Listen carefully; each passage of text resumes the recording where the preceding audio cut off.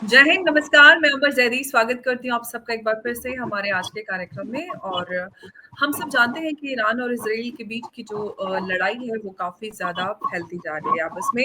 Donald Trump ने Iran को 2 हफ्ते का अल्टीमेटम दिया। उन्होंने कहा है कि ईरान के पास 2 हफ्ते का वक्त है और ऐसे में ईरान और इजराइल के बीच लगातार जो कार्रवाई चल रही है दोनों में से कोई भी पीछे हटने के लिए तैयार नहीं है। नेतन्याहू ने क्लियर कर दिया है कि अमेरिका हो ना हो साथ, लेकिन ईरान के खिलाफ कार्रवाई हमारी जारी रहेगी। इस सब के बीच में भारत के अंदर भी राजनीति जारी है और विपक्षी पार्टी, अगर हम कांग्रेस की बात करें तो उसके पूर्व अध्यक्ष सोनिया गांधी ने मोदी सरकार पर सवाल उठाया है कि ईरान इजराइल कॉन्फ्लिक्ट पर मोदी सरकार की चुप्पी ठीक नहीं है। तो कई सारे ऐसे बड़े सवालों पर चर्चा करेंगे कि भारत के दोनों ही मुल्क दोस्त हैं, चाहे ईरान की बात करें या इसराइल की बात करें। ऐसे में भारत की क्या पॉलिसी होनी चाहिए? क्या भारत को किसी एक देश की तरफ एक तरफा कोई फैसला लेने की ज़रूरत है? क्या भारत की पॉलिसी होनी चाहिए और किस तरह के संबंध हमारे इन देशों से रहे हैं? इस पर डिटेल में हम चर्चा करेंगे और चर्चा करने के लिए हमारे साथ मौजूद हैं हमारे आज के मेहमान सुमित मेहता जी। सुमित जी, बहुत-बहुत स्वागत है आपका। नमस्कार, जय हिंद। नमस्ते अंबर जी और आपके सभी दर्शकों को मेरा नमस्कार। जी, सुमित जी, कांग्रेस वो पार्टी जो इज़राइल के पूरी तरह से खिलाफ रहती थी। आज सोनिया गांधी ये सवाल उठाती हैं कि मोदी सरकार को ईरान-इज़राइल कॉन्फ्लिक्ट पर चुप्पी साधने की ज़रूरत नहीं है। तो सबसे पहले हम ईरान की बात करते हैं, तो भारत और ईरान के संबंध काफ़ी पुराने हैं।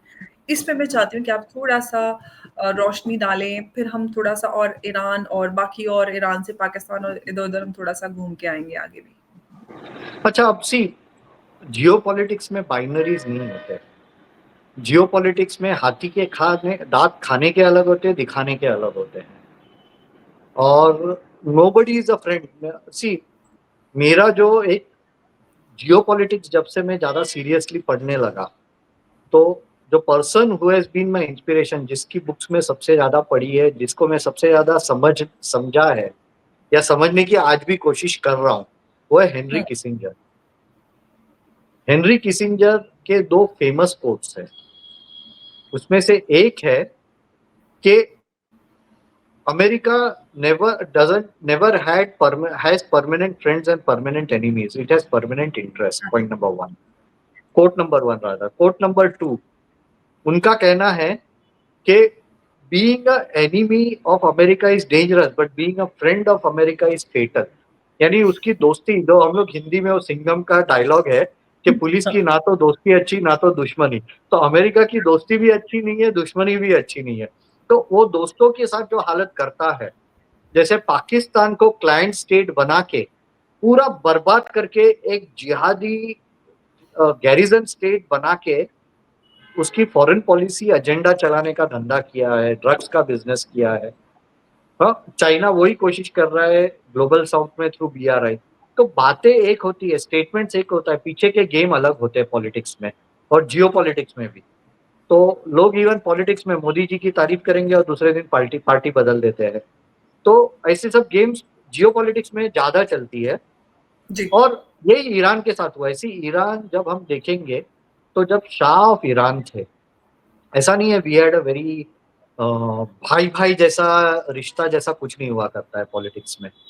ओके, तो तब shah of Iran was the first country, the Iran was the first country to recognise Pakistan on 14 August 1947। Pakistan बना और सबसे पहले उसको रिकॉग्निशन मिला ईरान से। तो एक, जी, बिकॉज इट वाज अ, उसको पोजीशन ही किया गया था as the Medina of the east. Okay, जी, जो वेंकट दुलीपुला ने उसके ऊपर पूरी बुक लिखी है, the making of the Medina of the East. Yes.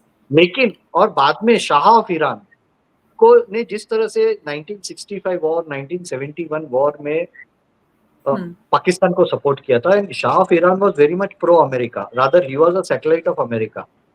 Okay, hmm, satellite state ही था, client state of America, puppet of America. और 1965 वॉर में तो इवन वहां से वेपन्स, अमेरिका के वेपन्स ईरान से होके पाकिस्तान में गए थे। सो हुँ, बाद में जब अयतुल्लाह खोमेनी आए, he came in with the support of the Marxist. तो उसका कवर पूरा इस्लामिस्ट था, लेकिन उसने इंडिया के साथ रिलेशंस में बहुत अच्छा ट्रांजैक्शनलिज्म रखा था। जैसे आपको एक किस्सा बताता हूँ। 1994 की बात है, जब नरसिम्हा राव जी प्राइम मिनिस्टर थे। और पाकिस्तान ने ओआईसी के थ्रू एक रेजोल्यूशन यूएन में फॉरवर्ड करने की कोशिश की थी कि इंडिया का मैटर इंटरनेशनलाइज, कश्मीर का मैटर इंटरनेशनलाइज किया जा सके, और ये रेजोल्यूशन टेबल होने वाला था फॉर वोट इन ओआईसी। 1994 की बात है।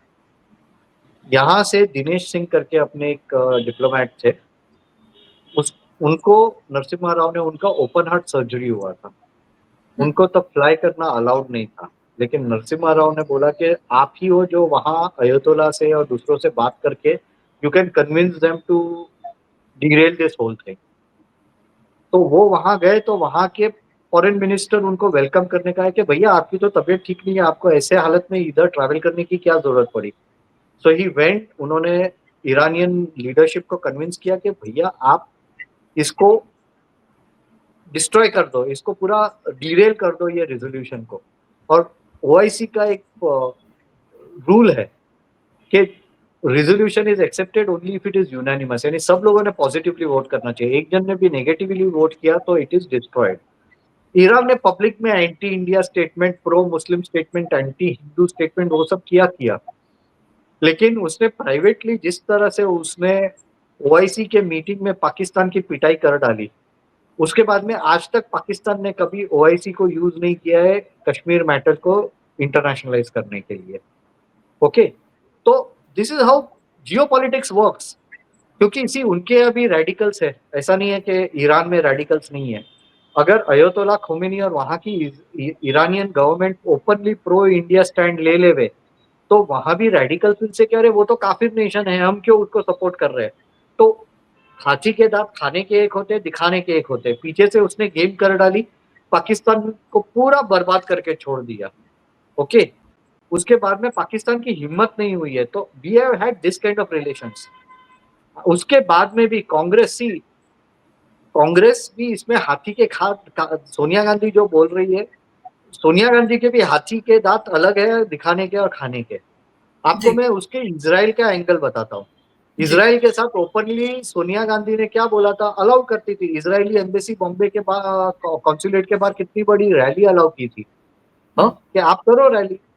ओपनली इजराइल के साथ कोई रिलेशन नहीं। और आपके दर्शकों को मैं एक ही चीज कहना चाहूंगा, 10 साल कांग्रेस के 2004 से 2014 डिफेंस इंपोर्ट्स फ्रॉम इजराइल का डेटा निकालो, हुँ, वो डेटा दिखाएगा कि 10 गुना इंपोर्ट बढ़ा है फ्रॉम इजराइल। यानी हाथी के दांत खाने के और होते, दिखाने के एक होते। ओपनली एंटी इजराइल रहो, पीछे से इजराइल के साथ धंधा और रिलेशन इतना ग्रो करो कि हमारी डिफेंस में भी उसका इन्वॉल्वमेंट बढ़ जावे।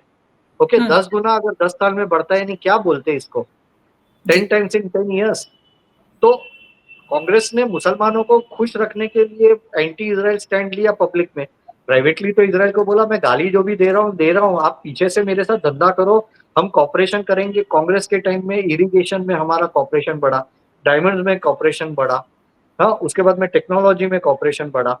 मुझे पता है, मुझे इन्विटेशन आया था for technology startup summit in Tel Aviv. हाँ, hmm. That was during Congress rule, UPA 2 के टाइम की बात है। हाँ, यहाँ से पूरा डेलीगेशन गया था। ओके, तो ऐसा नहीं है कि हम लोग ने रिलेशन नहीं रखे हैं, लेकिन पॉलिटिकली स्टेटमेंट मारते रहो, पीछे रिलेशन रखो, सिर्फ दिखाओ मत। तो this is never black and white, these are absolutely 256 यही शेड्स ऑफ कुछ ग्रे। ईरान और पाकिस्तान के साथ हुआ क्योंकि ईरान को पाकिस्तान ने पीछे से तो ये बोल दिया कि अगर इजराइल आपके ऊपर बॉम्ब छोड़ता है तो हम अपना बॉम्ब छोड़ देंगे। लेकिन पब्लिकली जब ईरान ने ये बात कही कि हमारे पर अगर इजराइल बॉम्ब छोड़ेगा तो पाकिस्तान बॉम्ब छोड़ देगा, लेकिन जब पब्लिकली बोले नहीं जी हम तो ऐसा कुछ नहीं करने वाले, ये बात आपकी ईरान और पाकिस्तान पे भी आकर फिट हो जाती है। अरे उससे भी बड़ी बात मैं बताता हूँ। जी। जब पाकिस्तान इस्लामिक बॉम्ब बना रहा था, उसने उसके न्यूक्लियर प्रोग्राम को इस्लामिक बॉम्ब करके पोजीशन किया, तो हुँ। ईरान से उसने पैसे भी लिए। ईरान, उसको बोला कि सऊदी ने हमारा ये तो मेजर इस्लामिक बॉम्ब इन्वेस्टमेंट है। सऊदी का ही रहा। क्या? Major sorry. इन्वेस्टमेंट सऊदी का रहा। ईरान, सऊदी तो अरेबिया। सऊदी उनसे ही पैसा लेके उन्होंने किया, तब उन्होंने इस्लामिक बॉम्ब का कंसेप्ट फ्लोट किया और सबसे पैसे ले लिए। अभी क्या बोला कि we are a very responsible nation, we will not support any rogue nation. यानी अब रातों रात ईरान रोग नेशन हो गया। और Pakistan is a responsible nation. अरे ये ऐसा हो गया कि जो चोर है वो बोल रहे हैं कि भैया मैं तो साधु हूँ। हाँ, तो एब्सोल्युटली। उसने जिस तरह से गद्दारी डोनाल्ड की है, ट्रम्प और ने लंच पे क्या बुला लिया, पाकिस्तान की तो चाल बदल गई। लेकिन सी आप पाकिस्तान, हम लोग है ना पाकिस्तान का ओरिजिन समझ नहीं रहे। हम लोग पाकिस्तान को हिंदू मुस्लिम लेंस से देखते हैं। तो अगर पाकिस्तान को हम डीप स्टेट के प्लेसमेंट के एंगल से अगर जियो पॉलिटिकल सिचुएशन में देखें ना, तो हम और हिंदू मुस्लिम, स्ट्रेटेजिक अगर उसकी जो पोजीशनिंग है या उसका जो इस्तेमाल रहा है, तो वेस्ट ने जिस उसी ऑपोजिट किया था पाकिस्तान का पाकिस्तान। क्रिएशन, पाकिस्तान को क्रिएट किया गया था, पाकिस्तान बनता नहीं। हुँ, अगर अमेरिका, यानी तब तो यूके था, सेकेंड वर्ल्ड वॉर के बाद इट बिकेम अमेरिकन ऑर्डर, लेकिन पहले जो ब्रिटिश वर्ल्ड ऑर्डर था उसमें जो एब्सोल्युटली। ग्रेट गेम था वो ही कंटिन्यू हुआ बाय क्रिएटिंग पाकिस्तान, और अभी भी जो हो रहा है। और see that is why I believe कि India should take a pro Iran stand. जो Sonia Gandhi, I am a anti Congress person, I am a pro BJP person, लेकिन जब हम इसको जियो पॉलिटिकल लेंस से देखें तो hmm, Israel is a friend. I don't think Israel is not a friend, definitely a friend. लेकिन जियो politically एक बार ईरान डाउन जाता है तो प्रॉब्लम इंडिया को होगा। ईरान हैज बीन अ थोड़ा-सा बफर ऑन मैं द। आपसे डिटेल में जानकारी चाहूँगी दर्शकों के लिए कि अगर जियोपॉलिटिकली ईरान की पोज़ीशनिंग पे असर पड़ता है। हालाँकि अभी कॉन्फ्लिक्ट लगातार गहरा रहा है, एस्केलेशन हो रहा है। लेकिन अगर ईरान और ज़्यादा नीचे चला जाता है, तो भारत को कितना नुकसान या भारत पे क्या-क्या असर पड़ सकता है? सी इसमें दो तीन प्रॉब्लम्स है। सबसे पहला प्रॉब्लम बायलैटरल रिलेशंस, क्योंकि अयतोला खोमेनी और जो सुन्नी शिया रेजिम था पूरा, जो religious leadership, hmm, they were very transactional. And Iranians, जितना मैंने सुना है, मेरा डिप्लोमेटिक सर्कल्स में भी घूमना चलना होता है, वेरी जी। Intelligent diplomat. They are not like जो बाहर उन लोग 5 बार नमाज करेंगे और रिलीजियस दिखेंगे। Within that, they are extremely intelligent. They have PhDs and that kind of people over there. So Yes, they are not Iranians are ordinary they are people. highly educated. Even their women are educated and they are So, into science so research they and are, everywhere. so they cannot be taken for granted कि नहीं नहीं वो तो सब जिहादी type से। No, that is not the case. दूसरी चीज, आप ये देखिए कि अमेरिका ने जो ये पूरा, अब आएगा कौन, चलो अमेरिका का एंगल मैं बाद में डालूंगा। आएगा Hmm. कौन? Shah of Iran. Shah of Iran आएगा तो again it will be a new government, puppet government of Again, of Shah of America. Iran was against India. वो उतना इंडिया की तरफ उनका वैसा वो भी नहीं था सॉरी कंपैरेटिवली आई जो अभी कुडंट। शाह ऑफ ईरान जो थे वो भारत से उतना ज़्यादा नज़दीक नहीं थे जितना अगर हम आयतुल्ला खामेनी रेजिम की बात करते हैं वो बेट उससे सी मैं वो बेट बाइनरी में नहीं जाऊंगा कि नजदीक थे या क्लोज थे, because okay that becomes a very odd thing. क्योंकि ऑलराइट इट इज वो अबाउट ऑफ ट्रांजैक्शन। ईरान और जहां इंडिया हम, की बात कर रहे हैं। सी इट्स लाइक, मैं बोलूं जो दुकान में बनिया बैठता है वो हुँ, कभी भी ये नहीं देखता ये मेरा दोस्त है, वो बोलता है इसके साथ मैं क्या धंधा कर सकता हूँ। हुँ, तो अयतुल्ला खोमेनी के साथ हम काम कर चुके हैं। They have helped us, and हम लोग ने उसको अभी we have to use them by supporting them. आज हुँ, अगर शाह ऑफ ईरान आएगा तो that will be American control puppet government. हमारे पास एक साइड में बांग्लादेश में अमेरिकन कंट्रोल पपेट गवर्नमेंट है, यहाँ पाकिस्तान ईरान पाकिस्तान में है, अब ईरान में भी आ जाएगा। तो ईरान जो हमारे लिए एक डायनेमिक स्टेट हुआ करता था कि who could have come to our support on various occasions, वहां भी यही आएगा, पाकिस्तान को ही सपोर्ट मिलेगा। हमारा जो पूरा ऑयल ट्रेड है उसके अंदर भी डायनेमिक्स बदल जाएंगे। हुँ, okay, so I will not get into economics because that will get very complicated. I don't want hmm, to get into it. But we will remain to geopolitics. Geopolitical angle से ये पूरा जो belt बाद में बनेगा, that will go up to Caucasus and Central Asia, जो पूरा radicalize हो जाएगा। अमेरिका का पूरा plan, see they are not against radicalized Iran. They are not against radicalization. They radical have leadership themselves, तो अमेरिका को सूट करती है। They create the radical leadership then they sell their products and then they and gain then they use religious radicalism to further their geopolitical agenda. Absolutely that suits आज, Americanism. हाँ, पाकिस्तान वहाबिज्म को किसने grow किया? It was they America who, created everything. उसने petro dollars घुमा के Saudi, सी America है ना, उससे बड़ा बनिया देश कोई नहीं है। उसने देखा सऊदी के पास ज्यादा पैसा आ जाएगा तो वो हमसे भी ज्यादा पावरफुल हो जाएगा, तो उसको रेडिकलिज्म में सब जगह मस्जिद मदरसा प्रमोट करो, वहां के उलेमा को प्रमोट करो, वहां इंडोक्ट्रिनेशन के लिए पैसा भेजो, वैसा करके उसने उसका पैसा भी डिप्लीट कराया। अब सऊदी को पता चल रहा है कि उसने जो हजारों करोड़ों डॉलर ऐसे ही खर्च कर दिए, उसके बदले उन लोग इन्वेस्टमेंट किए होते तो उनको फायदा होता। So coming back exactly. To the point, Taliban जैसा रिलीजियस रेडिकल ऑर्गेनाइजेशन किसने खड़ा किया? It was America. आईसिस किसने खड़ा किया? अमेरिका। मैं हाँ, अलकायदा किसने खड़ा किया? अमेरिका। ओसामा बिन लादेन किसके साथ काम करता था? अमेरिका। ओके, तो आज उन लोग बोल रहे हैं कि no we want a liberal thing. अरे वहां तालिबान जब विमेन को मारते हैं, आपको उससे प्रॉब्लम नहीं है। ईरान में बुरखा पहना है, स्कार्फ पहना, उसके सामने आपको प्रॉब्लम है। ये तो डबल स्टैंडर्ड्स हुए। Okay, absolutely.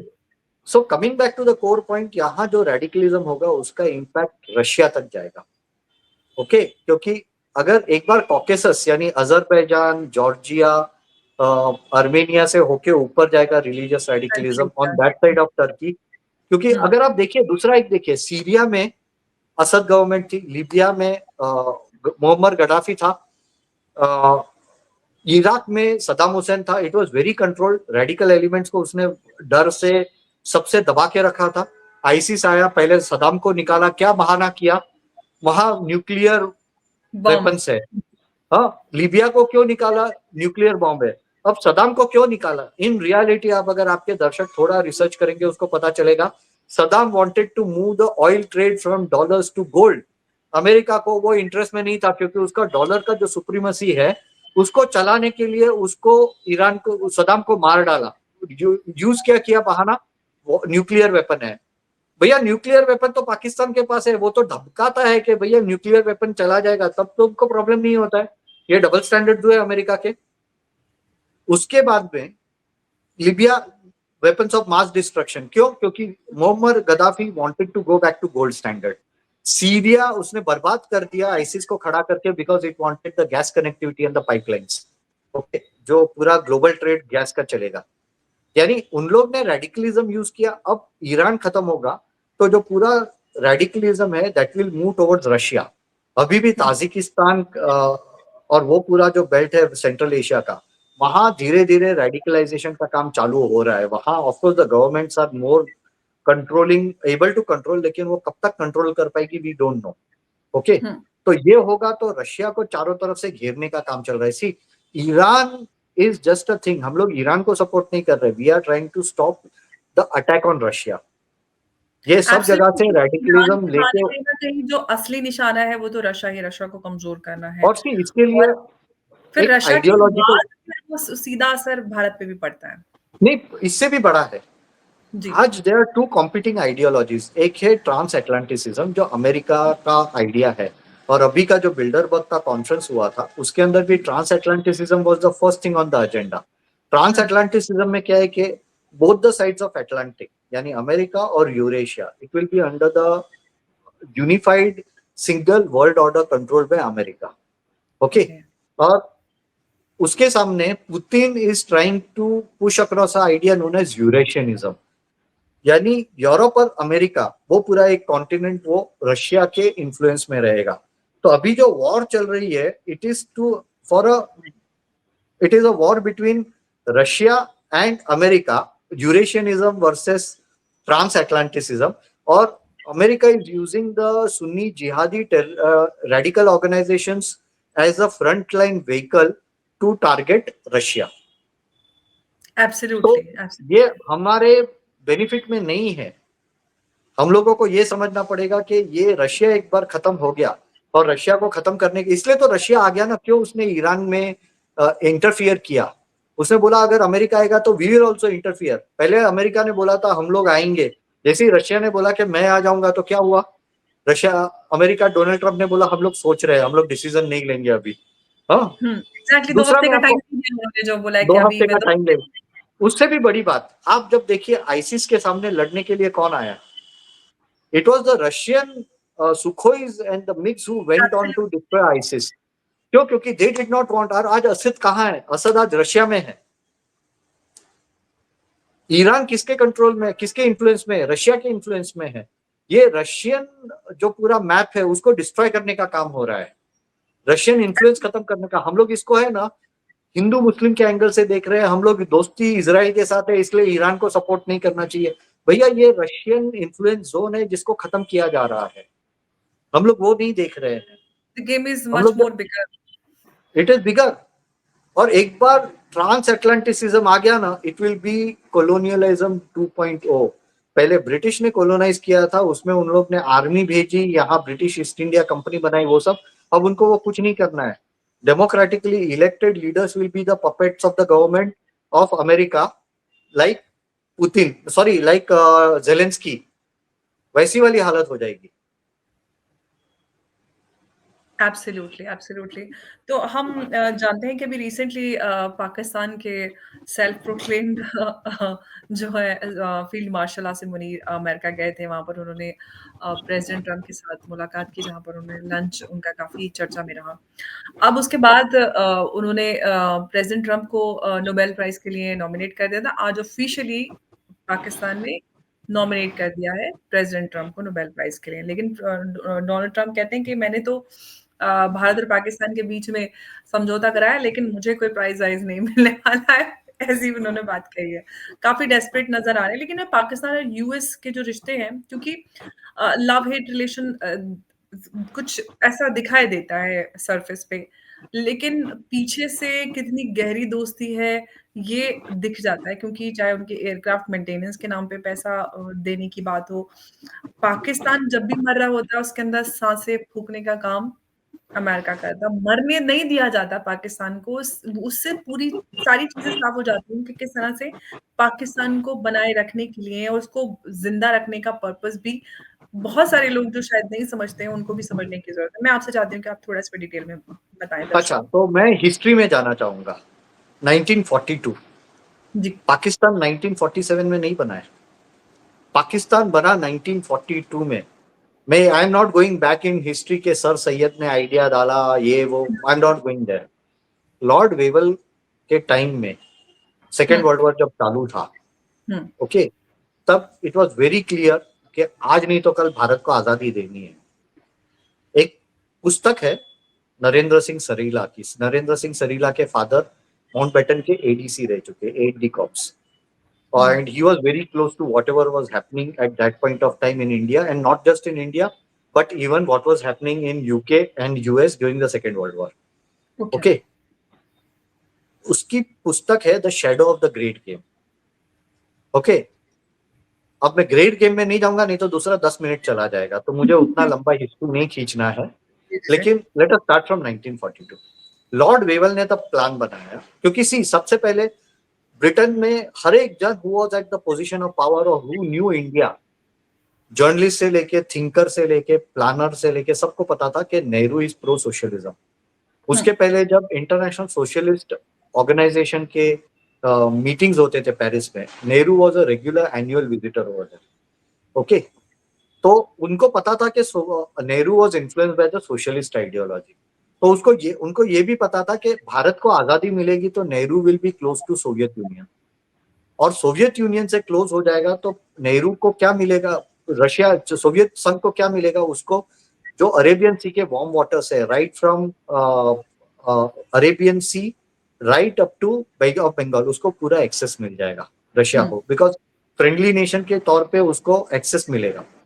तो वो हुँ, तोड़ने के लिए, और ऊपर से लैंड रूट तो था भाई, अफगानिस्तान एक छोटा सा पट्टी है जिसको वखान कॉरिडोर बोलते हैं। Will not get into that details because उतना टेक्निकल करने की जरूरत नहीं है अभी।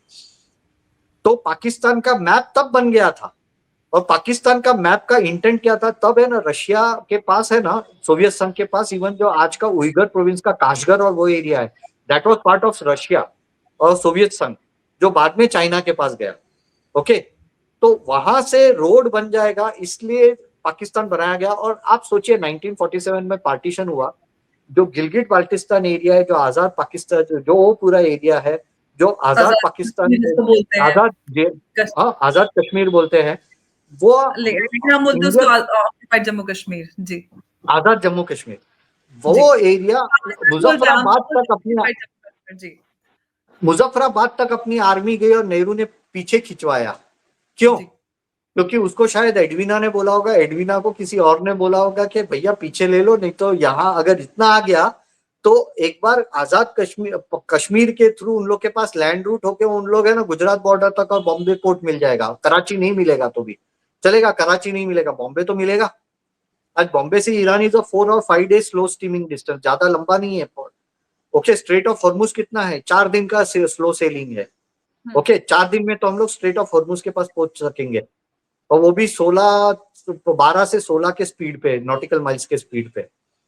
तो वहां से नेहरू को पीछे बुला के वो एरिया पाकिस्तान को दिया गया है, so that the map of Pakistan which is right now there with Azad Kashmir and Gilgit Baltistan, that was visualised by Lord Wavell in 1942।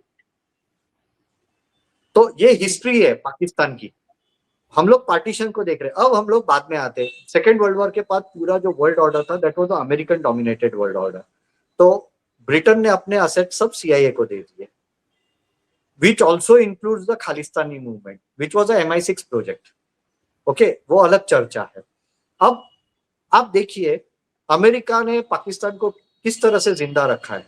It is like अगर मेरे पिताजी है, उसको मैंने बिजनेस में आने नहीं देना है, लेकिन उसको जिंदा रखना है जो दैट वो चेक सेंड करे, उतना ही रखा है। ठीक रखो, लेकिन उसको रखो क्लाइंट स्टेट बना के। ओके, गैरिजन स्टेट बना दिया। वहां से आजाद पाकिस्तान में से देयर वाज एयरबेस जहां से अमेरिका ने सॉल्टीज मारी है सोवियत संघ के अंदर फॉर स्पाइंग। ओके, तो उसके लिए यूज किया गया पाकिस्तान को। तो पाकिस्तान को एफएटीएफ में 17 बार आज भी ग्रे इंग्लैंड लिस्ट में आया लाया गया तो इसलिए कि अगर जरूरत पड़े तो ईरान के लिए खिलाफ और अभी भी पाकिस्तान का पाकिस्तान इस्तेमाल विल किया be used against Iran. And see जाए। Again that is the reason, क्योंकि देन पाकिस्तान को जिंदा रखा है वहां न्यूक्लियर वेपन से। वहां तो अमेरिका ने एक बार भी बॉम्बिंग नहीं किया। काउटा एयरबेस को, इतना नूर खान बेस पे तो हमने उल्टा ब्रह्मोस छोड़ा था। अमेरिका ने वहां क्या किया, उसने अलाउ किया। सो अमेरिका के डबल स्टैंडर्ड है। हम बोल रहे हैं ईरान इजराइल कॉन्फ्लिक्ट को कि जीतते हुए को कोई कैसे रोका जाए, जीतते हुए को रोकना थोड़ा ठीक नहीं रहता। उनका लेटेस्ट ये वो है स्टेटमेंट। जब भारत जीत रहा था हमारा ऑपरेशन सिंदूर, वो चल रहा था ऑपरेशन सिंदूर, तब आपने पता नहीं कहाँ से झूठ की नाक घुसेड़ दी। हालांकि उस पर क्लैरिफाई हो गया, लेकिन उसके बाद भी वो लगातार बोले जा रहे हैं कि मैंने कराया। ये उनकी अलग ही लेवल की बात है। नहीं, लेकिन ट्रम्प तो हिपोक्रेसी। ट्रम्प तो इतना इतना इंटरेस्टिंग बंदा है कि अब मुझे लगता है, एक तो एल्फ्रेड नोबल ने बिजनेस चालू किया, पैसा बनाया गन पाउडर बेच के, एक्सप्लोसिव बेच के। तो उसने हम्म। वॉर में से ही पैसा कमाया और बाद में पीस का अवार्ड दे रहा है। तो हम्म। मुझे लग रहा है अमेरिकन, जैसे बराक ओबामा ने पहले लिया नोबेल प्राइज और बाद में लाखों लोगों को मार डाला across the whole region. Okay, और जी। उसने मुसलमानों को सबसे ज्यादा मारा है, और आज वो सबसे हम्म। बड़ा लिबरल चैंपियन है। तो मुझे लगता है नोबेल प्राइज ऐसे ही दे देना चाहिए in advance for killing Muslims. मैं तो कहती हूँ कि दे देना चाहिए ताकि थोड़े विश्व में शांति तो हो जाए, पीछा तो छूट जाएगा। Exactly, exactly. थोड़ी शांति हो जाएगी डोनाल्ड ट्रंप को। एनीवे, हम अगर भारत की जिस तरह से बात करें, क्योंकि भारत को लेकर बहुत सारे लोगों के सवाल उठ रहे हैं। अब जो विपक्षी पार्टी वो भी पूछने लगी है कि भारत को कुछ तो करना चाहिए, कुछ तो बोलना चाहिए। आपको क्या लगता है कि भारत ऐसे समय में क्या कर सकता है? क्योंकि रिसेंटली हमने देखा है कि रिसेंट पास्ट में काफ़ी कुछ जियोपॉलिटिकल जो इक्वेशंस हैं वो चेंज हुई हैं। भारत की फॉरेन पॉलिसी को रिवाइज़ करने की भी चर्चाएँ हो रही हैं। तो आप क्या कहेंगे, क्या कुछ भारत को करना चाहिए इस समय में? सी ऐसा है कि हमारी इकोनॉमी एक हेवी डिपेंडेंस भी है अमेरिका के ऊपर। हुँ। आज एक अमेरिका एक ऐसा देश है जिसके साथ अपना सबसे बड़ा ट्रेड सरप्लस चल रहा है। हुँ। अमेरिका को पता है कि आज ट्रम्प क्यों इतना स्ट्रांगली टैरिफ पे बात कर पा रहा है, क्योंकि उसको पता है कि इंडियन इकोनॉमी को लिक्विड रखने के लिए जो ग्रोथ है, जैसे सिटीज ऑफ बैंगलोर तो टोटली अमेरिकन इकोनॉमी पे डिपेंडेंट है। चेन्नई में अब अमेरिकन इकोनॉमी का इन्फ्लुएंस है नहीं, because IT sector driven economies हो गए वो सिटीज। हाँ, तो अमेरिका का एक इन्फ्लुएंस है, और वहां अगर अमेरिका ने मस्ती की तो वो सिटीज की इकोनॉमीज पे हर्ट होगा। लाखों लोग, दसियों लाखों लोग जॉब कर रहे हैं, सबको इफेक्ट होने वाला है। तो they have a control on Indian economy and they are using that for geopolitical purposes. We need to be very aware about this. और एक तो इकोनॉमिक रिफॉर्म्स में हमने चेंजेस लाने चाहिए। We have to speeden up, we have to make things easy. आज जो बाबूडम चल रहा है, लाइसेंस राज के बदले आज बाबू राज आ गया है। हुँ। हाँ, 1991 के बाद। और जो एग्रेसिव होते जा रहा है, जो तकलीफ वाला हो रहा है। दूसरा, हमारे पॉलिसी में we have to be very clear कि we are on the side of peace Iran में अगर आपको प्रॉब्लम है तो पाकिस्तान में क्यों प्रॉब्लम नहीं है? We should be asking that openly कि पाकिस्तान के पास न्यूक्लियर वेपन है। अभी रिसेंट एब्सोल्युटली। सिपरी का आया है, सिपरी बोल रहा है कि पाकिस्तान के पास 170 न्यूक्स है, ईरान के पास उससे बहुत कम न्यूक है। ईरान के पास तो अभी बोला जा रहा है कि उतनी कैपेबिलिटी भी नहीं है, सिर्फ बोला जा रहा है कि न्यूक्स है, लेकिन कैपेबिलिटी नहीं है अभी तक उसको कि उन लोग वो एक्सट्रैक्शन करके न्यूक्लियर डिलीवरी तक लेके जा सके। ये सेम हुआ था सद्दाम हुसैन के टाइम में, सद्दाम हुसैन को भी इस तरह से ही खत्म किया गया था, जबकि वहां न्यूक्लियर वेपन एक भी मिला, वेपन ऑफ मास डिस्ट्रक्शन मिला, कुछ नहीं मिला। सिर्फ खुद की कंप्लायंट गवर्नमेंट लाने के लिए, खुद का जियो पॉलिटिकल एजेंडा क्लियर करने के लिए कर रहे हैं। तो we should be taking a open clear stand. I am not saying कि take a pro Iranian stand, लेकिन आप बोलिए कि कहाँ है। और इसराइल इसराइल ऐसा देश है ना, इसराइल वी ने हैव टू पाकिस्तान के साथ भी सेफगार्ड आवर धंधा किया ओन है। इंटरेस्ट। ऑफ कोर्स हमें अपने जो इंटरेस्ट है उनको सेफगार्ड करने की जरूरत है। और इसराइल को कुछ फर्क नहीं पड़ने वाला है, इसराइल तो पाकिस्तान के साथ भी धंधा किया है। रॉथशेल्ड जब जाके आए उसके बाद में इजरायली लोग भी जाके आए पाकिस्तान में। तो ऐसा नहीं है कि इसराइल हमसे धंधा नहीं करेगा, और इसराइल ने कुछ हमें मुफ्त में नहीं दिया है, डिफेंस टेक्नोलॉजी मुफ्त में नहीं दी है। वो लोग पैसा ले रहे हैं, गिन के पैसा ले रहे हैं। तो हम अगर गिन के पैसा दे रहे हैं तो हमें क्या डर है? एब्सोल्युटली। पैसा लेके अगर खरीदना है, अगर वो मुफ्त में दे रहे हो तो समझ में आता है कि हम लोग प्रो इसराइल रहेंगे। इसराइल ने कौन सी चीज मुफ्त में दी है हम? बिल्कुल। तो यहाँ पे बड़ा अहम सवाल ये हो जाता है, क्योंकि जिस तरह का माहौल देश में बना हुआ है और बल्कि पूरी दुनिया में ही ईरान इसराइल को लेकर दो खेमों में लोग बटे हुए हैं, और ऐसे में भारत के लिए क्या ज़रूरी है, ये अहम सवाल हो जाता है, और उस सब को लेते हुए भारत को सही कदम उठाने की ज़रूरत है, सही माँग रखने की ज़रूरत है। जैसे कि आपने बोला पाकिस्तान के पास भी न्यूक्स हैं, वो सवाल मैं भी बोल रही हूँ कि भाई पाकिस्तान को तो आपने छोड़ा हुआ है कब से, आप ईरान के ऊपर बॉम्ब लगा रहे हैं। तो ये यूएस की हिपोक्रेसी है, ये तो ख़ैर हमेशा से है और रहेगी ये जब तक है। और फिर भी बहुत-बहुत आपका धन्यवाद हमारे साथ आज की चर्चा में जुड़ने के लिए। नमस्कार, धन्यवाद। धन्यवाद। नमस्कार, धन्यवाद।